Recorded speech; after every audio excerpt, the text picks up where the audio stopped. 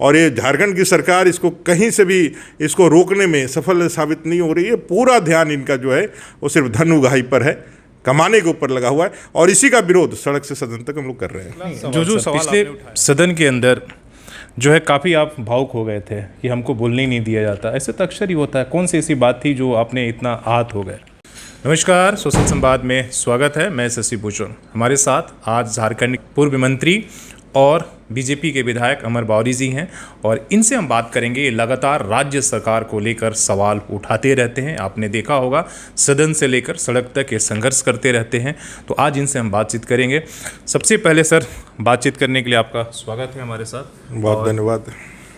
राज्य सरकार को लेकर लगातार आप सवाल उठाते रहते हैं, वो कानून व्यवस्था का हो या नियुक्तियों को लेकर, तो कहाँ अभी तो पिछले आप 2 साल से नई सरकार है, आप 5 साल तक खुद ही सरकार चलाएं, तो कहाँ उससे मतलब कमियां हैं कि जिसको लेकर आप सवाल उठाते हैं?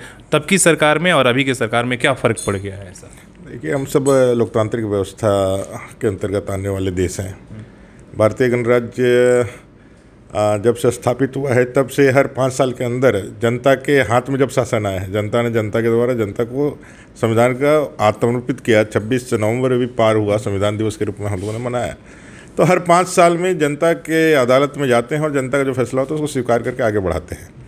5 साल पीछे जो रघुवर दास जी की सरकार थी, बीजेपी की सरकार थी, उसने झारखंड के विकास के लिए और झारखंड के मैंने कह सकता हूँ झारखंड के लोगों के लिए, 3.25 करोड़ जनता के लिए जो आयाम यहाँ स्थापित किए वो किसी से छिपा हुआ नहीं, ये सब लोगों को मालूम है।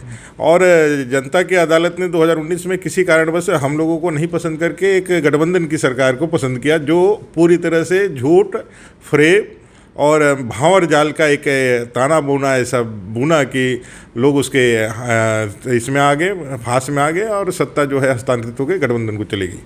लेकिन 2 साल के अंदर में जो वायदे, जो बातें उन्होंने की थी सत्ता प्राप्त करने के लिए, 5 लाख के युवाओं को नौकरी देंगे, नहीं नौकरी देंगे तो 5 और 7 हज़ार का बेरोजगारी भत्ता देंगे, हमारे इंदिरा आवास जो है उसको जो प्रधानमंत्री आवास प्रधानमंत्री जी बना है, वो प्रधानमंत्री आवास में हर एक सदस्य के लिए घर देंगे, बाल बच्चों के लिए अलग, पढ़ने के लिए डाइनिंग होम, पूजा करने के लिए किचन के लिए अलग, आप बुजुर्ग अलग रहेगा तो उनके लिए, गेस्ट के लिए अलग, ऐसा 3 लाख रुपया का आवास देंगे। आज तक वो आवास कहीं नहीं मिला। कहा भाई यहाँ के मूलवासी आदिवासियों को जो यहाँ की स्थानीय नीति उस समय जो सरकार ने बनाई है वो अच्छा नहीं है, हम लोग कहाँ लेके जाएंगे उसको, 32 तक लेकर के जाएंगे। ये सारे विषयों के प्रोपेगेंडा का, ऐसा युवाओं की सरकार बनाइए, हमारे लिए बनाइए, ऐसा जो प्रोपेगेंडा चला करके उन्होंने किया, कहीं ना कहीं वो विकास पीछे छूट गया। जो रघुवर दास जी की सरकार में, बीजेपी की सरकार में जो आयाम लोगों के सामने जो आए थे, 68 लाख परिवारों में 38 लाख परिवारों तक बिजली थी, 30 लाख परिवारों तक सिर्फ 5 साल में भी हम लोगों ने बिजली पहुंचाया। 22,000 किलोमीटर लगभग सड़क पूरे 14 साल में बने थे इस झारखंड के अंदर। 5 साल में 22,000 किलोमीटर से ज़्यादा सड़क हम लोगों ने बनवाया। लेकिन विकास कहीं ना कहीं लोगों को अपील करने में, इनके भंवर जाल में लोग फंस करके जो है उसमें चले गए हैं। और आज जब नौकरियां मिल नहीं रही है, जो नौकरियां हम लोगों ने दी थी वो भी लोगों के हाथ से निकल करके चले जा रहे हैं, तो युवाओं में छटपटाहट है, बेरोजगारों में छटपटाहट है। और जिस तरह से नियुक्तियों में भ्रष्टाचार को आगे बढ़ाने के लिए उस पद पे जैसे लोगों को बैठाया गया है, जेपीएससी के चेयरमैन अमिताभ चौधरी को बैठाया गया, उन पे मामला इसी जमशेदपुर में 139 करोड़ ना कितने रुपये के गबन का एक मामला, बीसीसीआई में एक गबन का मामला जो कोर्ट के विचाराधीन चल रहा है, उनको आपने बैठाया। उनके जो 3 सदस्य हैं उसमें जो हमेशा आपको देखते होंगे भाई, जेएमएम के जो प्रवक्ता 1 to 10 वही बोलते ही है, दूसरा कोई बोलते नहीं। उनकी पत्नी को लखनऊ से उठा करके ला करके यहाँ बैठाया। आपने 2 और जो सदस्य हैं उनके बारे में भी सूचना है, किसी मंत्री के, किसी बड़े ओहदे वाले के रिश्तेदार हैं। तो ये पूरी तरह से एक षड्यंत्र के तहत मैंने कि कैसे हम यहाँ के योग्य क्षमतावान जो झारखंडी युवा है उसको कैसे वंचित करें, और कैसे अपने प्रियजनों को, अपने हितैषी लोगों को, अपने मित्र को, अपने बेटे को, अपने बेटियों को, यार किसी धन के माध्यम से, अर्थ के माध्यम से कैसे उनको सरकारी नियुक्तियों में स्थान दे। ऐसे तमाम मुद्दों को लेकर के हम लोग लगातार संघर्ष कर रहे हैं, सदन से लेकर सड़क तक। और हम लोगों ने पहले दिन भी आगे किया था भाई, झारखंड को इतना बेहतरीन तरीके से सजा करके, विधि व्यवस्था से लेकर लॉ एंड ऑर्डर और सारी चीज़ें हम लोगों ने इतनी बेहतरीन तरीके से आपको दी है। पूरे 5 साल में एक भी नक्सली बंदी नहीं हुई थी हमारे। अब तो पखवाड़ा चल रहा है, नक्सलियों का पखवाड़ा चल रहा है। हत्याएं, बलात्कार, 3500 से ज़्यादा बलात्कार की घटनाएं, दलित, आदिवासी, ये सरकार के द्वारा एक्सेप्ट किए गए आंकड़े हैं। जो उसके जो मैं कह सकता हूँ जो सूचीबद्ध हुए हैं FIR लॉ, जो इसके अलावा भी जो घटनाएं आप समझ सकते हैं जो कितनी घटनाएं हुई हैं, बालू, कोयला, गिट्टी, पत्थर, इसकी तस्करी तो हो ही रही है। लॉ एंड ऑर्डर के ऐसे हालत हैं, विधि व्यवस्था ऐसा है, कार्यपालिका और अपने जो आगे जो उसकी गतिविधियां हैं उसमें इतना जो कह सकते हो सामंजस्य की कमी है कि रामगढ़ के अंदर DSP SDPO अपने SP के लिए रीट करता है, सिमडेगा में SP जो है अपने दरोगा के लिए शब्द कहता है। माने ये पूरी तरह से जो पूरी शासन व्यवस्था और राज्य व्यवस्था जो है वो पूरे आउट ऑफ कंट्रोल जा रही है। और ये झारखंड की सरकार इसको कहीं से भी इसको रोकने में सफल साबित नहीं हो रही है। पूरा ध्यान इनका जो है वो सिर्फ धन उगाही पर है, कमाने के ऊपर लगा हुआ है, और इसी का विरोध सड़क से सदन तक हम लोग कर रहे हैं। नहीं, जो सवाल आपने उठाया, लेकिन सरकार तो ये कह रही है कि वो सहायक पुलिस का मामला हो, नियुक्तियों का मामला हो, ये सारी चीज़ों तो आपने ही उलझा कर रख दिया है। एक तरह से जो भी आपने नियुक्ति नियमावली बनाया, स्थानीय नीति बनाया, उससे जो है इस राज्य का भला होने वाला नहीं था, और उसी के चलते आज सहायक पुलिस वाले भी मतलब ये हैं, पंचायत सचिवों की बहाली रुक गई। तो ये सब तो सरकार ये करी कि जो पूर्व की सरकार थी, दूसरा खजाना खाली भी आपने दिया है, तो कैसे सड़कों का निर्माण हो? देखिए, जो नियुक्ति वाला विषय है, आपको मालूम है माननीय बाबूलाल मरांडी जी की जब सरकार ने जो यहाँ की स्थानीय नीति या नियुक्ति नियमावली बनाई थी, उसमें कोर्ट ने एक अभ्यर्थी के उसके प्लिया को सुनते हुए उन्होंने कहा कि भैया स्थानीय नीति को पुनर्परिभाषित कीजिए, और परिभाषित करने को लेकर के 14 साल लग गए झारखंड में। यही हेमंत जी की सरकार तब अस्तित्व में आई जब अर्जुन मुंडा जी की सरकार चल रही थी, और अच्छी खासी सरकार चल रही थी, जिसके अंदर हेमंत जी उप मुख्यमंत्री थे। और 14 महीना पहले 2014 के चुनाव के 14 महीने पहले हेमंत जी ने अर्जुन मुंडा जी की सरकार से वापस लिया समर्थन कि हम स्थानीय नीति बनाएंगे और यहाँ के लोगों को बेरोजगारी से दूर करेंगे। 14 महीने में उन्होंने एक कदम भी स्थानीय नीति बनाने के ऊपर दिशा में कोई कार्रवाई नहीं की। ये साफ दिखलाता है कि स्थानीय नीति को परिभाषित करने के ऊपर उनको कोई मंशा नहीं थी।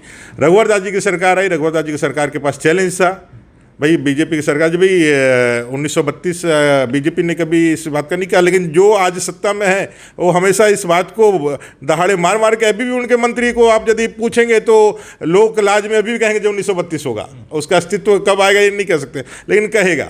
तो आप समझ लीजिए जो सरकार सत्ता में आई तब वो कह रही है कि रघुवर जी की सरकार ने बड़े विचार विमर्श के बाद सारे राज्यों के करके 85 का कटअप ला करके रखा, और शेड्यूल्ड एरिया में जो है वो तो राज्यपाल महोदय के या महोदया के पावर से 5वीं अनुसूची के अंदर उसके आरक्षण देने का संवैधानिक अधिकार राज्य सरकार के पास था। बाकी जो 13 राज्यों का 11 राज्यों का जो मामला था उसके लिए एक कमेटी बनाई जिसका चेयरमैन मैं ही था, और मैंने और हमारे माननीय सदस्यों ने जो अगल बगल के राज्यों का भ्रमण करके वहाँ की चीज़ों को ध्यान में रख करके जो हम लोगों ने ड्राफ्ट बनाया उसके अनुसार सभी 24 जिलों को हम लोगों ने एक साथ 10 साल के लिए 3rd और 4th ग्रेड की नौकरियाँ आरक्षित कर दी, और उसके लिए बहाली भी चालू होगी।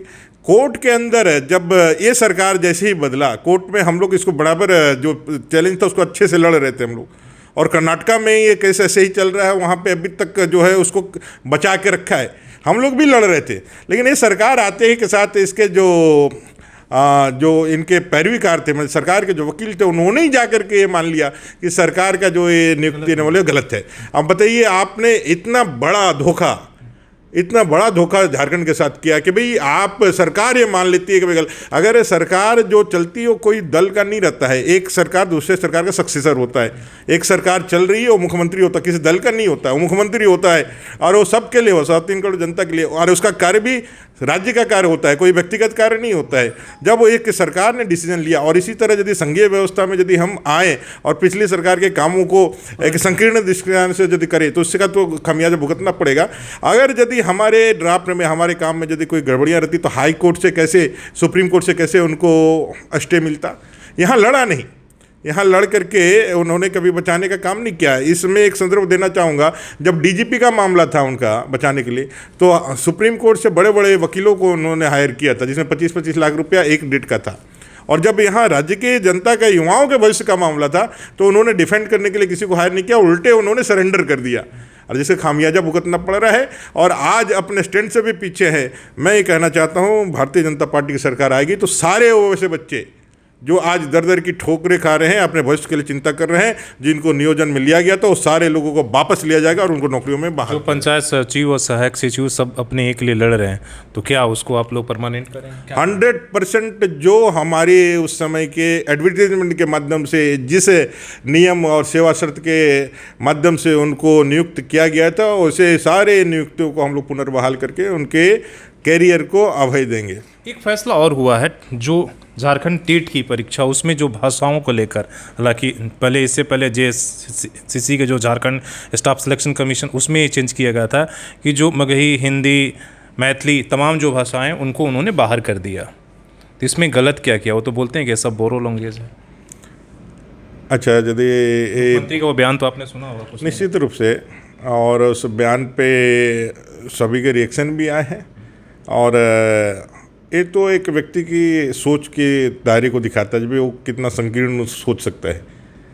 आप एक संघीय व्यवस्था में रहते हैं, आप एक समाज में रहते हैं और समाज एक समुदाय या एक विशेष जाति या वर्ग से नहीं बनता है। समुदाय में सभी लोगों का रहता है, सभी लोग रहते हैं, सभी वर्ग के लोग रहते हैं। और भारत की सबसे बड़ी यदि एक खासियत और एक सबसे बड़ा फीचर है तो है इसकी विविधता, इसके जो स्वरूप में जो अलग डाइवर्सिटी है, उसके बाद भी जो यूनिटी है, ये संविधान का देन है। और कहीं ना कहीं हमारा जो भारत का मन है वो लोकतंत्र के प्रति समर्पित मन है। लोकतंत्र के प्रति वो एक खिंचाव वाला मन रहा है, जो हमारे सनातन और पुरातन जो हमारी व्यवस्थाएं रही है, परंपरागत हमारी पंचायत और जो व्यवस्थाएं रही हैं, उसके कारण रहा है। ऐसे परिस्थिति में जब हम बिहार मगध स्टेट, अगर हम ऐतिहासिक में जाएं तो मगध स्टेट का हम लोग वासी है, ये पूरा मगध राज्य के अंदर आता है। यदि हम इतिहास को यदि निकाल करके देखें और वहाँ से हम बिहार है, बिहार से फिर हम अलग झारखंड होकर के आए हैं।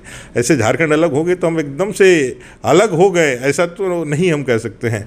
और माननीय मुख्यमंत्री जी के भी ऐसे बहुत मित्र होंगे, चाहने वाले होंगे, ऐसे बहुत कैबिनेट में भी लोग हैं, कैबिनेट में भी लोग हैं। हाँ, निश्चित रूप से सभी लोग होंगे, आप सभी लोग होंगे। लेकिन यहाँ क्या है, जो भाई राजनीतिक चश्मे से जब देखते हैं तो अपने एक संकीर्ण सोच और एक टारगेटेड वोट के लिए आप यदि समाज में विद्वेष पहुंच जाए, समाज यदि टूटता है, समाज में किसी के मन को यदि चोट पहुंचती है, तो ऐसा कुछ करने में कोई हिचकता नहीं है। और उसी का एक विद्रूप चेहरा और विद्रूप राजनीति का एक, मैं कह सकता हूँ, निर्णय ये भाषाओं को अलग करके यहाँ की सरकार ने दिखाया। एक लास्ट सवाल सर, पिछले सदन के अंदर जो है काफ़ी आप भावुक हो गए थे कि हमको बोलने ही नहीं दिया जाता, ऐसे तो अक्सर ही होता है। कौन सी ऐसी बात थी जो आपने इतना आहत हो गए? देखिए, हम लोग लगातार अपनी बातों को रखने में विश्वास रखते हैं और हम लोग रखते हैं तार्किक तरीके से, संवैधानिक तरीके से भी रखते हैं। पिछली बार की जो घटना थी उसमें मैंने कार्यस्थगन लगाया था अपने पार्टी के सारे लोगों के द्वारा। जो एक आंदोलन किया गया था संवैधानिक मर्यादा को तार करते हुए, नमाज कक्ष के रूप में कमरा आवंटन कर दिया गया था, उस पर जिस तरह भरपूर लाठीचार्ज किया था, लोग पिटाए थे, तो हम लोगों ने उसमें एक कार्यस्थगन प्रस्ताव लाया था, पार्टी की ओर से मैं ही लाया था। मेरा ये कहना था कि भाई लास्ट दिन था, आप कार्यस्थगन को अमान्य क्यों नहीं करते? लेकिन अमान्य करने से पहले एक बार पढ़ते हैं।